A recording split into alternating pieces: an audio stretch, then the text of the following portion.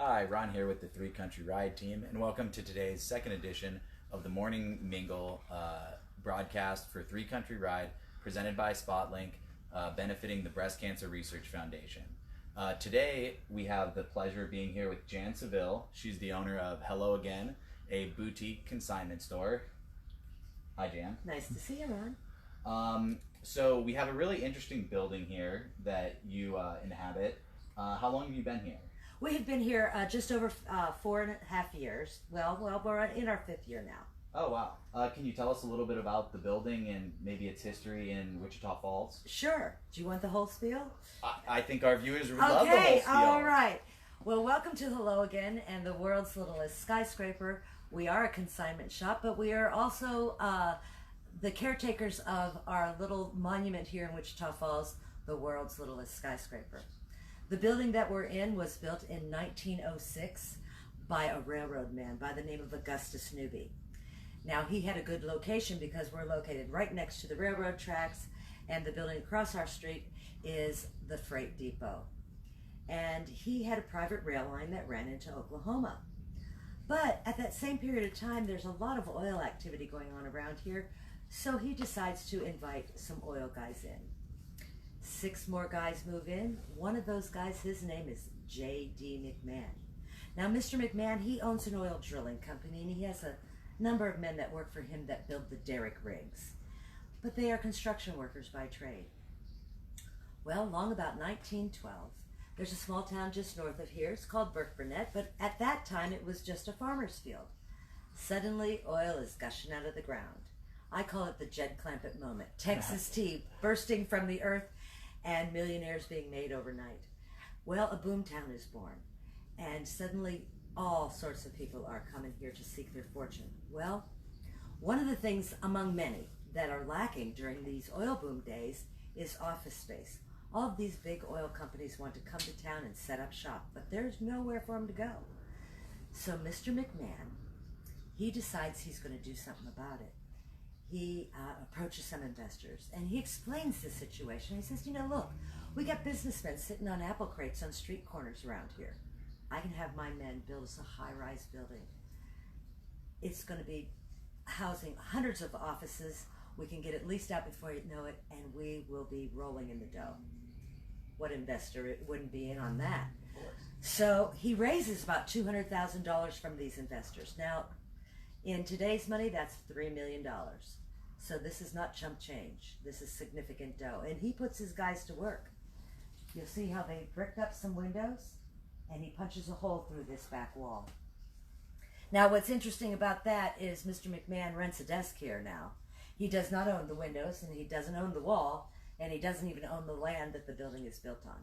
But what is important is the vision he has given his investors is that they are expecting a gigantic building of gargantuan proportions, 480 feet tall. Now that's 40 stories. Would have been the tallest building in the state of Texas at that time, rivaling the tallest buildings in the world. But it was not to be. If you can follow me. As we'll see. Can you follow me? Shall we? We'll give it a try here. Okay.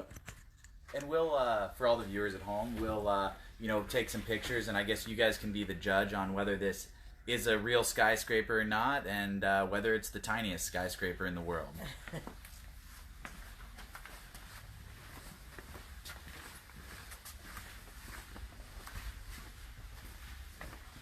Well, we have now entered the skyscraper. This is the building that Mr. McMahon erected. Now, you might imagine that the investors in this project had a couple of questions for Mr. McMahon. So they come calling for him. And they find that he has vanished, and so has the money. Well, they decide they will sue him in his absence, and they do. However, they lose their lawsuit. Really? Reason being, Mr. McMahon had provided them with plans and documents. They had approved them. What they failed to notice, and I'm pretty sure he didn't mention, was that the plans were in inches instead of feet. So we are a building of 480 inches instead of 480 feet. That makes us 40 feet tall, 4 floors. Our dimensions are 10 by 16. Now, the original building did not come equipped with stairs. It came equipped only with a ladder. During the renovation that happened in the early 2000s, when this building was put back together again, is when our staircase went in. Now, the building was actually used during the oil boom days because that's how desperate they were, but they had only a ladder. Wow. To get upstairs. Now, I like to point out that since we are 1/12 scale, so are dollhouses. Dollhouses are made at 1/12 scale. So I like to point out, if you are a doll, this building is gigantic. There you go. Maybe we just need to be shrunken down That's to right. experience In these it. days of small living. Yeah. Yeah. Well, I often get the question, so why is this called a skyscraper? Well, we actually fit the definition of a skyscraper. We do occupy more vertical space than horizontal, so that is the definition of a skyscraper. However, the reason we're known as the world's littlest skyscraper has nothing to do with that. It has to do with a fellow by the name of Robert Ripley of Ripley's Believe It or Not. He hears about this debacle that happened here in Wichita Falls, and because, you know, these investors had been lied to and ripped off, they were angry and embarrassed. Bunch of money. They lost a bunch of money. And so they made some noise and it got newsy. And so Mr. Ripley hears about it. Now this is up his alley, strange, bizarre, and unusual things. And so he writes about this in his syndicated column that runs in from coast to coast. And he declares this the world's littlest skyscraper. That title has stuck. That is how we're known today. And if you Google it, this is the building you're going to find. And so we welcome y'all to do just that. Wow, Jan. Thank you so much for that history and a little glimpse into Wichita Falls and, you know, how this building has been a fixture of its history.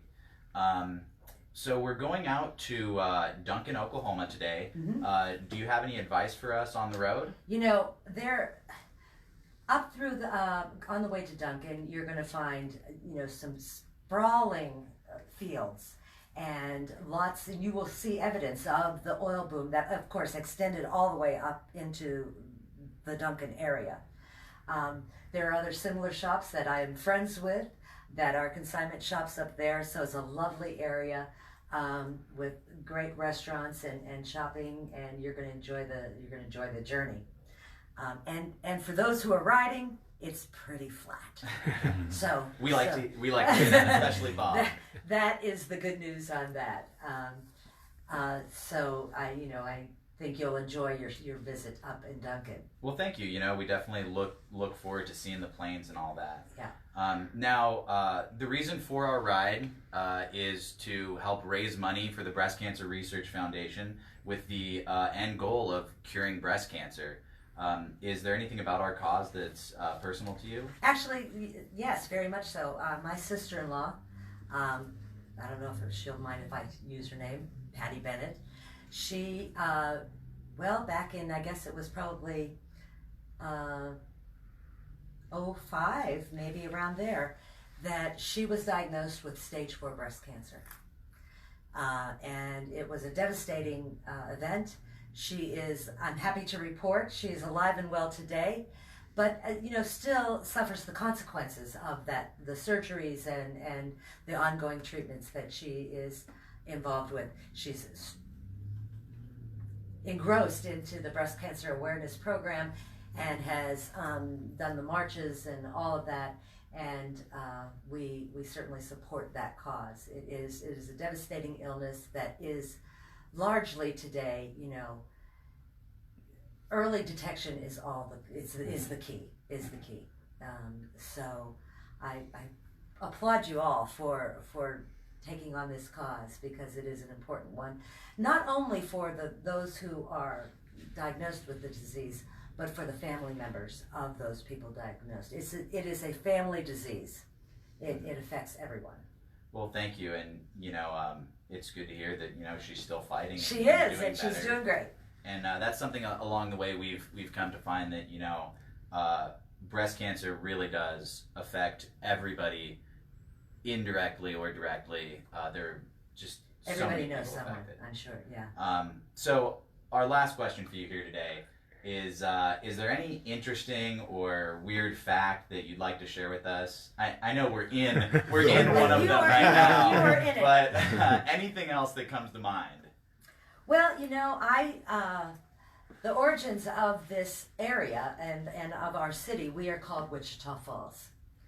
And you wonder, well, why is that?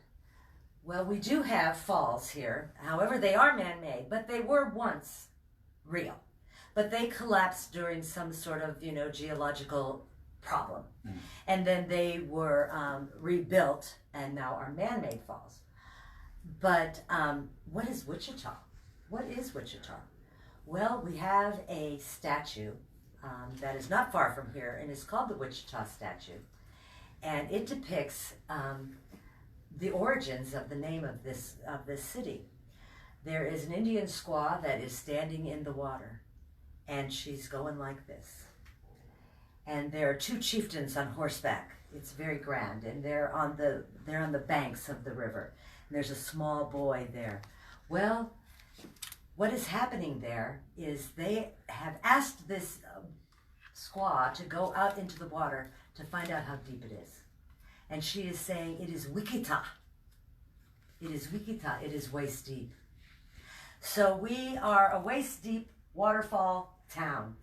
Awesome. And it's a beautiful statue, and if you have an opportunity to drive by there, I'd encourage you to do that. I would love to grab some pictures. Well, thank you, Jan. You're an amazing storyteller. Oh, thank you. And we appreciate that and appreciate your time. I think that's it for today, everyone. Thanks for tuning in. And you guys will be able to see Bob later today for his noon update and then our evening roundup. So thanks, everyone.